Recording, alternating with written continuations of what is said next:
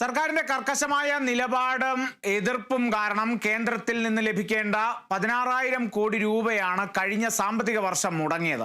Smart metre സ്ഥാപിക്കാത്തതിന്റെ പേരിൽ KCBക്ക് മുടങ്ങിയത് 9,000 കോടി രൂപയാണ്.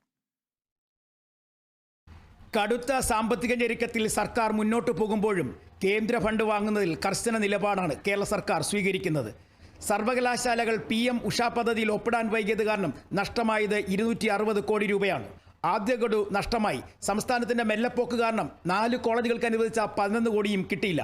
5 ലക്ഷത്തിന്റെ സൗജന്യ ചികിത്സ കിട്ടുന്ന ഇൻഷുറൻസ് പദ്ധതിയായ ആയുഷ്മാൻ ഭാരതിൽ നഷ്ടമായത് 160 കോടി രൂപ. UGC ശമ്പള പരിഷ്കരണ കുടിശ്ശിക കിട്ടാനുള്ള നടപടി വൈകിയത് കാരണം ലഭിക്കാതെ പോയത് 750 കോടി. സ്മാർട്ട് മീറ്റർ പദ്ധതി നടപ്പാക്കുന്നതിൽ മീറ്റർ വാങ്ങുന്ന കാര്യത്തിൽ ഇടത് യൂണിയനുകൾ വിയോജിച്ചു നിന്നതോടെ 9,000 കോടി രൂപയാണ് കേന്ദ്ര സർക്കാർ നൽകാതിരിക്കുന്നത്.